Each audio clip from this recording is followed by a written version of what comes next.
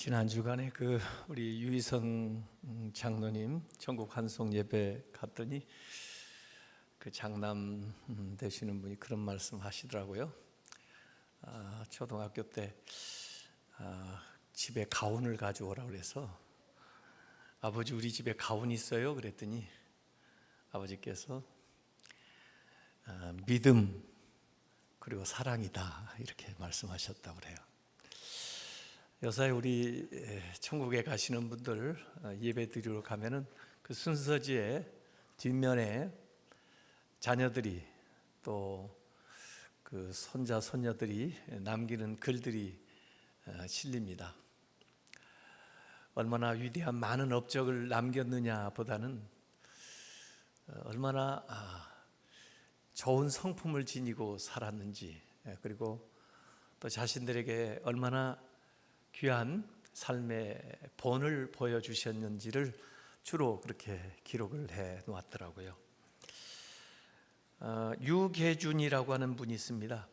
1879년에서 1950년까지 사신 분인데 평양에서 젊은 시절은 좀 방탕하게 살면서 재산은 좀 모았는데 전도 오는 사람들이 좀 못마땅해서 한석진, 김창식이라는 사람들 전도하는 걸 보고 관가에 고발해서 거의 죽기 일보 직전에 마포 삼열 선교사가 왕의 명령을 받아가지고 와서 그들을 구출해내고 하는 정도로 복음 전하는 사람을 굉장히 싫어했던 분인데, 내가 이렇게 반대를 하고 박해를 해도 저분들이 왜 그걸 자꾸 전하나 해서 관찰하고 살펴보다가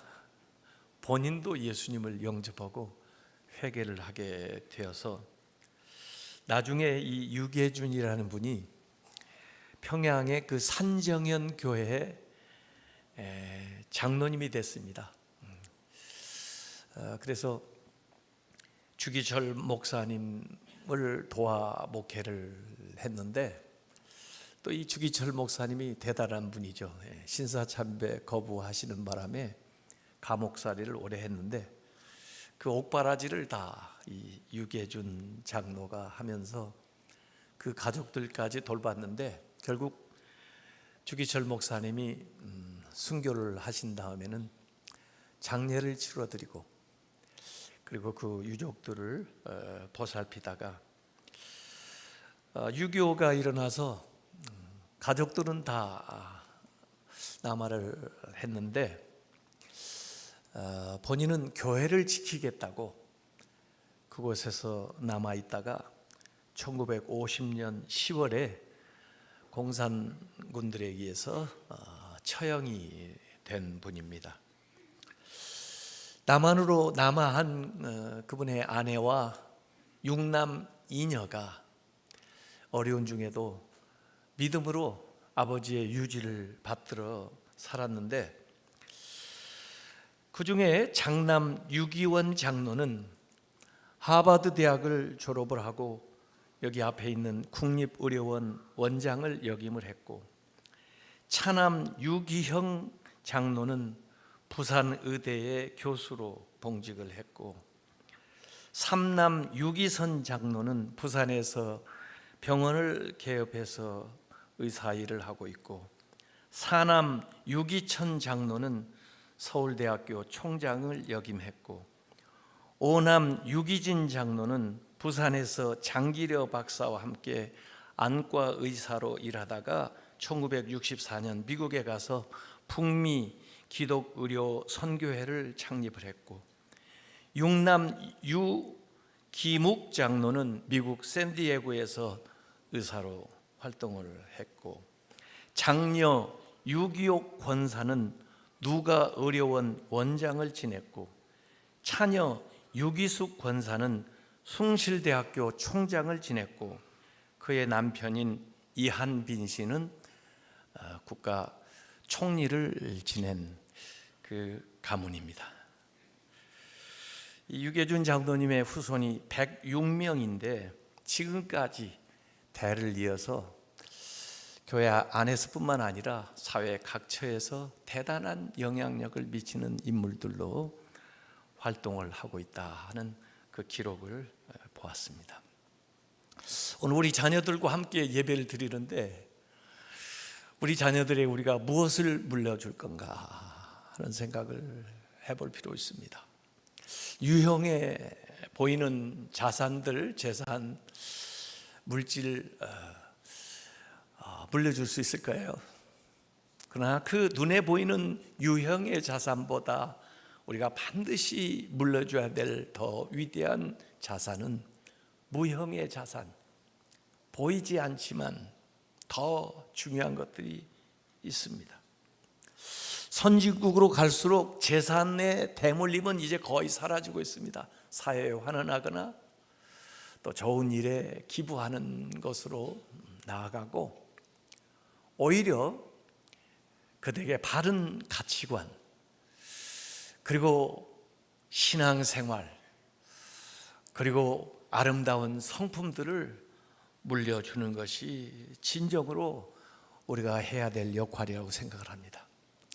어떤 부모들은 내가 별로 벌어놓은 게 없어서 자녀에게 줄 유산이 없다 그렇게 생각할지 모르지만은 그 재산보다 더 소중한 것이 바로 우리의 믿음이고 세상에 물질을 못 물려준다 할지라도 우리의 믿음만은 반드시 우리 자녀들에게 이어줘야 된다고 믿습니다.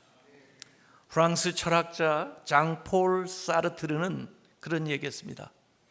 자녀들에게 절대 유산을 물려주지 말라.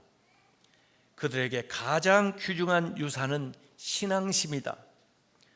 부모들이 신앙을 가지고 사는 모습을 평소에 보여주는 것이야말로 부모가 자녀들에게 해줄 수 있는 최선의 것이다 이렇게 얘기했습니다. 그래서 성경 안에도 보면은 족보가 많이 나와요. 신앙의 족보입니다. 마태복음 1장에도 족보가 쭉 나오는데 믿음의 대를 이어가면서 거기에서 왕도 나오고 거기에서 메시아 예수 그리스도가 이 땅에 임하게 되는 겁니다. 그래서 우리가 믿음을 이어나갈 때 당대뿐 아니라 그 다음 때, 그 다음 때에 우리가 알지 못하는 위대하고 놀라운 일들을 하나님께서 해 가신다고 하는 것을 우리는 믿어야 됩니다. 오늘 예레미야서 35장 전체는 레갑 가문에 대한 이야기가 나와 있습니다. 이 레갑 가문은 오리지널 이스라엘 사람이 아닙니다. 이 레갑 사람들 겐 족속인데 이 사람들은 모세가 광야에 애굽에서 나가서 광야에서 그 만난 유목민을 하던 분들인데 이 모세의 장인이 되는 이드로의 후손들입니다. 그러니까 원래는 이스라엘이 아닌데 이제 모세를 사위로 두게 되고 더구나 그 모세가 이스라엘 백성을 다 이끌고 광야로 나왔을 때 그 민수기 10장 29절에 보면 자기의 처남되는 호밥에게 나아가가지고 하나님이 약속하신 주시겠다고 하는 가나안 땅으로 우리가 지금 행진하고 있는데 우리하고 동행하자. 하나님이 우리에게 복을 주실 텐데 그 복을 같이 받자. 그러면서 그 처남 호밥을 초대를 해요. 처음에는 호밥이 우리는 이 광야에서 유목으로 사는 사람들인데 당신이나 당신 백성들이나 가라 그랬는데 거듭해서 이 모세가 간청을 합니다.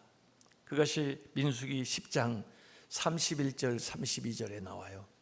청하건대 우리를 떠나지 마라. 당신은 우리가 광야에서 어떻게 진을 칠지를 아나니. 광야에서 사는 사람들이니까 천막을 어떻게 치는지, 어디에 가야 물이 있는지, 어디에 가야 길이 있는지 우리의 눈이 되어달라, 이렇게 부탁을 하면서 우리와 동행하면 여호와께서 우리에게 복을 내리시는데도 우리도 당신에게, 너희들에게 행하겠다, 이렇게 해서 이 호밥이 모세와 동행해 가지고 가나안까지 가게 되는 겁니다. 그래서 결국 이 유목민이었던 겐 족속이 이스라엘 안에 편입되어서 유다 지파 가운데 그 갈렙 자손들과 함께 친밀하게 지내면서 그 가나안에 들어가 일부의 땅을 이제 할애받게 되는 그런 족속이에요. 사사기 4장에 보면은 가나안 왕 야빈 군대 장관이 시스라가 이스라엘을 침입했을 때, 어렵게 했을 때 결국 그 시스라 장군이 여인의 손에 죽게 되는데, 그 여인이 호밥의 자손 중 겐 사람 헤벨의 아내 야엘이라고 사사기 4장 11절에 기록되어 있습니다. 그러니까 그 가문의 사람에 의해서 그 시스라가 죽게 되죠. 자, 오늘 예레미야서 35장에는 세월이 한 250년 지났는데도 불구하고 이 레갑 사람들은 자기의 조상 250년 전에 요나답이라고 하는 그분이 유언으로 남겼던 그 말씀을 그대로 지키면서 살고 있다는 겁니다. 유목 생활을 하면서 천막을 짓고 살면서 집도 짓지를 않고 농사도 짓지 않고 포도주도 마시지 않고, 그렇게 그 당시로 보면은 보통 사람들과 다른 생활 방식을 유지하고 살아가는 그 레갑 사람들을 이 예레미야에게 하나님이 시험 삼아서 성전의 어느 방에 잔치를 배설하고 이스라엘의 고관들, 귀족들을 오라고 하고, 그 다음에 레갑 사람도 같이 초대를 해서 그들에게 한번 좋은 포도주를 대접을 해보라 그래요. 그렇게 했는데 평소에 우정이 있기 때문에 레갑 사람이 예레미야가 초대하는 자리에 오기는 왔는데 진작 포도주를 대접을 하니까 거절을 합니다. 사양을 합니다. 그러면서 이 얘기를 하는 거죠. 우리의 조상 요나답이 우리에게 술을 마시는 것을 금했다. 그렇기 때문에 우리는 마실 수가 없다고 얘기를 하는 거죠. 자, 왜 그 레갑 사람의 조상인 요나답은 이러한 명령을 그 자손들에게 유언으로 남겼을까? 원래 그 오므리 왕조 때 나쁜 왕 아합과 이세벨이 이스라엘을 다스리면서 우상 숭배를 하고 온갖 부정한 일들을 행하기 때문에 하나님께서 그 아합 왕을 패하고 예후라고 하는 혁명가가 일어나서 나라를 개혁하고 종교적인 개혁을 할 때 제일 먼저 찾아간 사람이 요나답입니다. 그래서 나하고 당신의 마음이 통한다면은 내가 하는 일에 같이 협력해 달라. 그래서 개혁의 일에 함께 해가지고 우선 바알을 섬기는 것을 척결하고 우상을 척결하고 그리고 새로운 개혁들을 이루어 나가는데 이 요나답이 함께 했었더랬는데, 그러나 시간이 지나면서 이 예후가 왕이 되면서 세상과 타협을 하고 그리고 우상을 다 척결하지를 못하고 또 농경 문화 속에서 사람들이 살아가면서 또 농경의 신인 그 문화 안에서 그 우상을 섬기는 그런 모습을 보고는 이 세상에서 저들과 같이 살다가는 우리 후손들도 하나님을 섬기는 신앙에서 다 떠나겠다 이렇게 생각을 해서 요나답이 우리는 다시 유목민으로 나아가서 집을 짓지 않고 천막에 살면서 저들과 같이 유흥하지 않고 우리는 신앙의 정결을 지킨다, 그렇게 자손들에게 명한 것을 이제까지 지켜오고 있다는 겁니다. 그래서 하나님께서 예레미야에게 하시는 말씀이, 저들은 요나답 그 조상의 명령도 저렇게 지키려고 노력을 하는데 너희들은 내가 준 말씀을 어찌 그렇게 지키지 않느냐 하는 것들을 예레미야에게 가르쳐주기 위해서 이런 일들을 행한 것을 볼 수가 있습니다. 물론 이 레갑 사람도 나중에 예루살렘 성에 들어와 살게 됩니다. 그 11절에 나오는 그 이유는 바벨론 느부갓네살이 이 예루살렘 성을 침공하기 때문에 그 성을 사수하기 위해서 밖에 살다가 성 안에 들어와서 살게 되고, 나중에는 느헤미야가 성을 재건했음에도 불구하고 사람들이 예루살렘 성 안에 사는 것을 기피하기 때문에 오히려 이 레갑 사람들은 자원해서 그곳에 와서 살았지만 아마 집은 짓지 않고 장막에 살았을 것 같아요.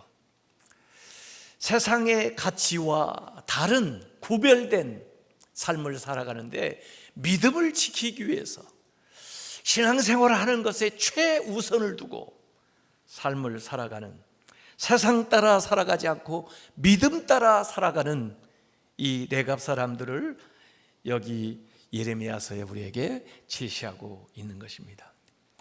부모는 보통 자녀가 행복하게 살기를 원하고 편리하게 살기를 원하고 세상에서 성공하고 부유하기를 원하고 높은 지위에 올라가게 되는 것을 원하지만은 하나님의 사람들은 그거보다 더 먼저 믿음으로 살아가는 것, 하나님을 잘 섬기면서 살아가는 것, 이 세상 사람들과 구별된 삶을 살아가는 것을 자녀들에게 가르쳐야 된다고 하는 교훈을 여기에 주고 있는 것입니다. 그래서 하나님께서 이 레갑 사람들에게 축복을 주신 말씀이 오늘 우리가 읽었던 말씀이에요. 우선 레갑 사람들을 두 가지로 칭찬하고 인정을 해주시고, 그 다음에 그들의 후손이 하나님 앞에 영원히 서게 될, 하나님 앞에서 하나님이 주시는 복을 받고 하나님이 높이시는 삶을 살게 된다고 하는 이 축복을 다시 한번 이 예레미야서에 기록을 하고 있는 것입니다.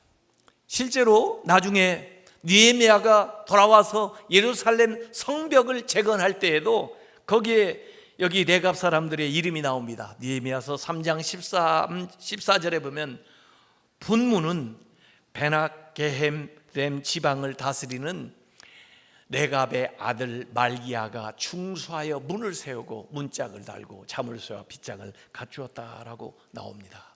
그래서 여전히 그 자손들이 중요한 일에 중요한 역할들을 감당하면서 나아가는 것을 볼 수가 있습니다. 오늘 세상 속에서는 너무나 편리하게 되고 너무나 타협적으로 세상으로 나아가서 신앙생활이 변질되어 있는 모습들을 우리가 많이 보게 됩니다.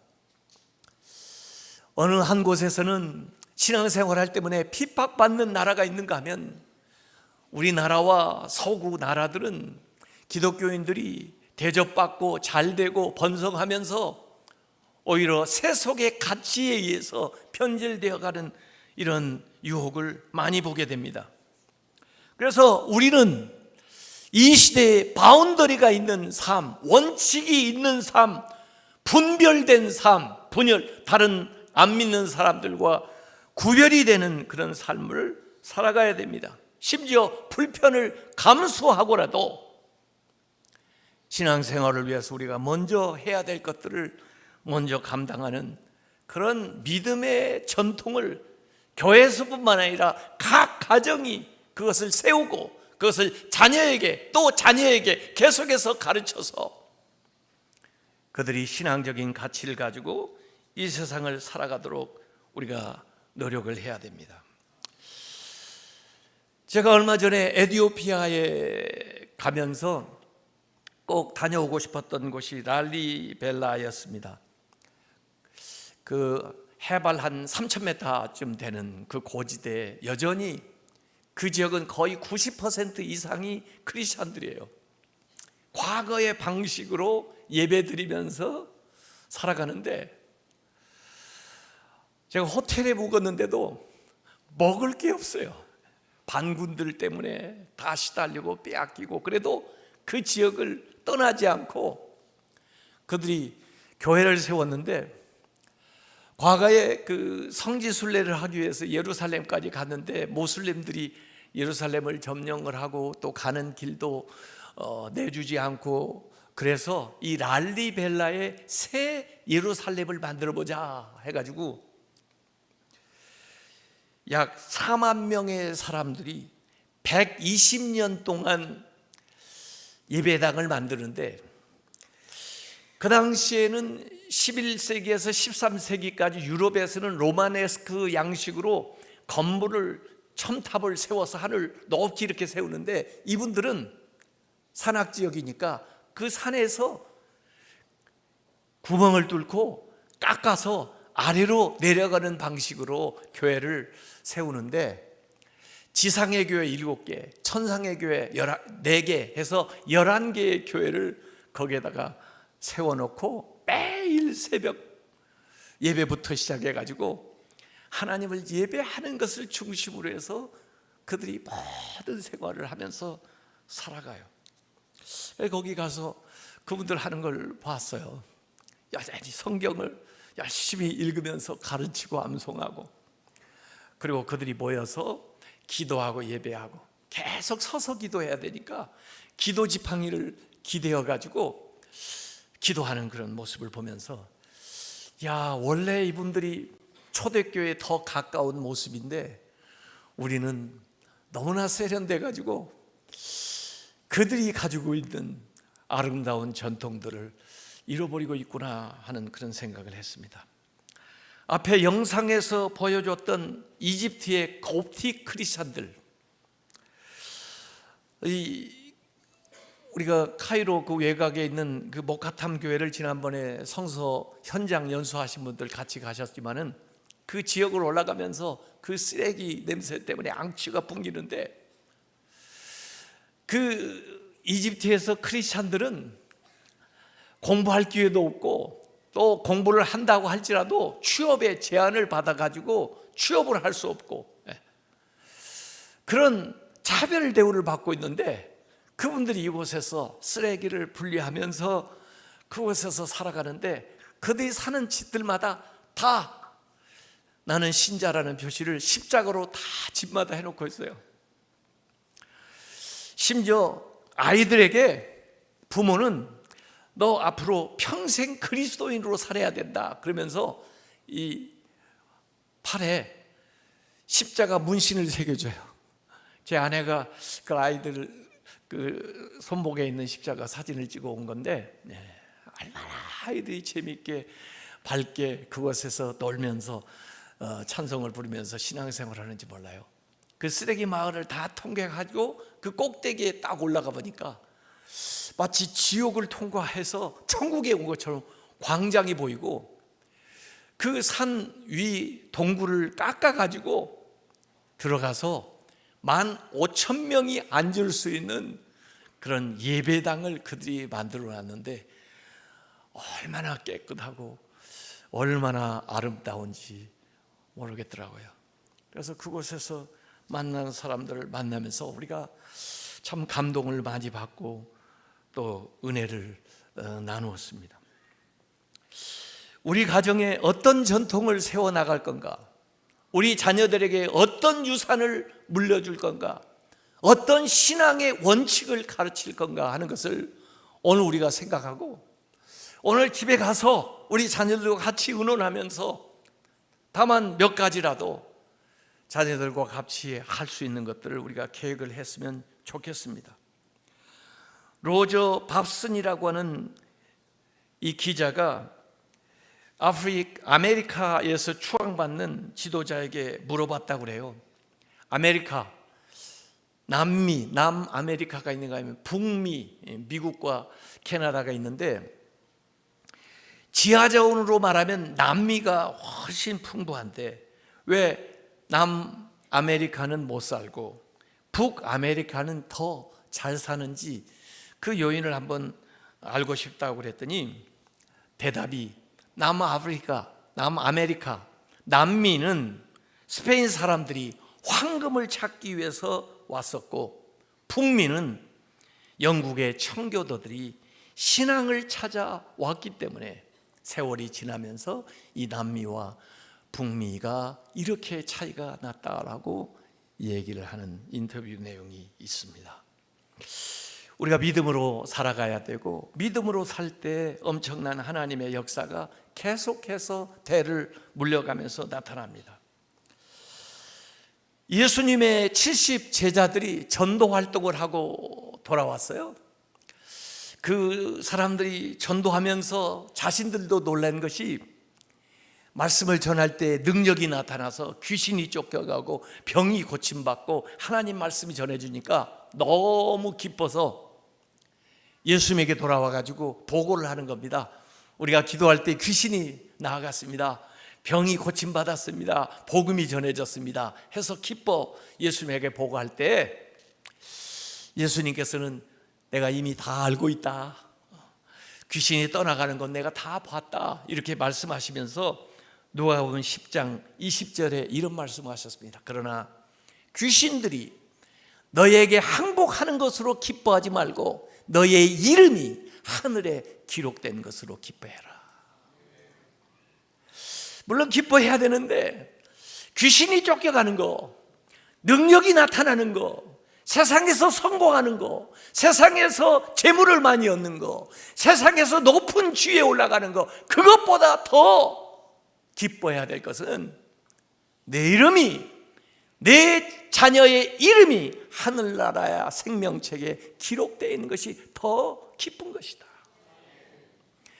세상에서 많은 중요한 일 많이 해야 되겠지만, 업적도 많이 남겨야 되겠지만은 그것보다 더 중요한 것은 너희의 이름이 하늘나라 생명책에 기록되는 것이다 하는 말씀입니다.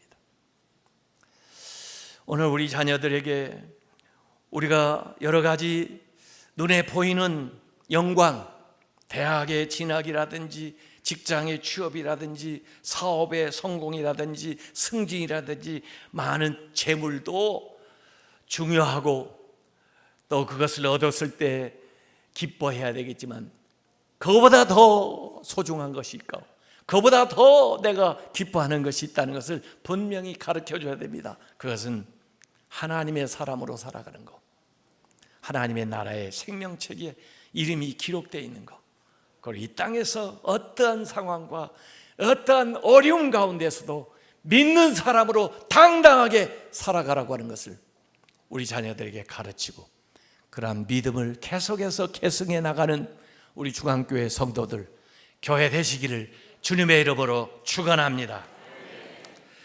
이 시간에 우리 자녀들을 위해서 축복하면서 기도하려고 하는데요, 우리 꿈의 정원 아이들 앞으로 나와주시고 우리 야곱의 축복을 우리 아이들에게 손을 내밀어서 축복하면서 우리 노래 부른 다음에 우리 자녀들을 위해서 통성으로 기도하고 그리고 제가 축복 기도하는 순서로 한번 진행을 해보겠습니다.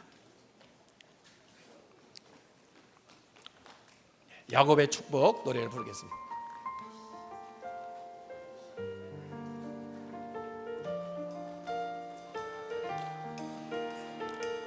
앞으로 나오세요. 아이들에게 우리 손을 뻗고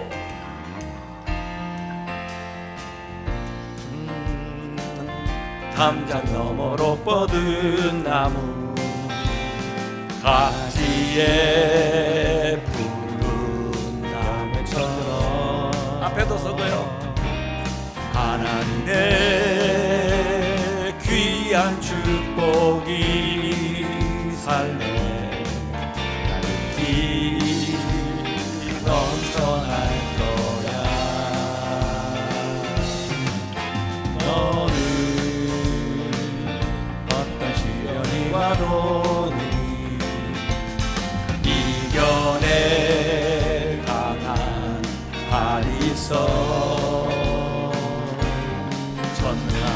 전능하신 하나님께서 너와 나 함께 하시니 너는 하나님의 사랑, 아름다운 하나님의 사랑. 나는 널 위해 기도하며 내 길을 축복할 거야.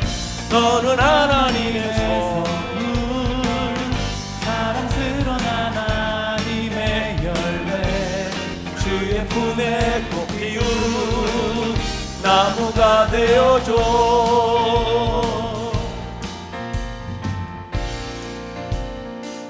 이 시간에 우리 손을 아이들에게 뻗어서 축복하면서 기도하겠습니다. 하나님, 이 아이들에게 성령 충만하게 해 주옵소서. 하나님이 주시는 믿음 가지고 은혜 안에서 하나님의 사람으로 이 땅에서 당당하게 살아가게 해 주옵소서. 우리 주여 한번 부르고 축복합니다. 주여, 하나님의 성령으로 우리 자녀들을 축복하여 주시옵소서. 주의 성령으로 하나님 충만케 하셔서 어린 시절부터 주님을 사랑하고 주님의 사람으로 살아갈 수 있도록 하나님께서 항상 보호하시고 인도하여 주시옵소서. 이 땅에서 하나님의 영광을 드높이는 귀한 자녀들 되게 해주시고 이를 통해서 하시고자 하나님의 위대한 일을 이루어가는 사명자들이 될 수 있도록 하나님께서 축복하여 주시옵소서. 이 아이들 아버지 하나님 항상 언제나 지켜주시고 언제나 필요한 것들 공급하여 주시고 하나님 믿음으로 성령으로 은혜 안에서 기도를 아버지 하나님 힘입어 살아갈 수 있도록 하나님께서 역사하시고 축복하여 주시옵소서. 하나님 아버지, 우리 사랑하는 자녀들에게 손을 뻗어 저희들이 축복합니다. 저들에게 주신 은혜와 복이 이 아이들에게 이어질 수 있도록 역사하여 주시옵소서. 오늘 성령 강림 주일이면서 교회 창립 주일인데 주의 성령으로 우리 자녀들에게 축복하여 주시옵소서. 성령으로 하나님의 사람으로 인쳐 주시옵소서. 주님께 은혜 받은 사람으로 사람들에게 존귀와 또 사람들에게 존경을 받고 또 하나님이 보호하시는 삶을 살아갈 수 있도록 축복하여 주시옵소서. 이 땅에 하나님이 보내신 사명을 다 이루어 나아갈 수 있도록 이들을 이끌어 주시고 이들에게 지도력을 주시고 하늘의 지혜를 주시고 주님이 금보다 더 귀한 믿음을 허락하여 주셔서 주님의 사람으로 이 세상에서 세상을 변화시키는 삶을 살아가게 해주시고 세상을 이끌어가는 삶을 살게 해주시고 또 하나님의 자녀로 하나님께 영광 돌리는 삶을 살 수 있도록 인도하여 주시옵소서. 앞으로 이 아이들의 앞길을 주님께서 늘 인도하시고 축복하셔서 나가는 발걸음마다 행하는 모든 일들마다 하나님의 은혜 안에서 승리하도록 역사하여 주시옵소서. 예수님의 이름으로 축복하며 기도하옵나이다. 아멘. 할렐루야. 우리 아이들에게 박수 해주겠습니다. 자리로 들어가세요. 네.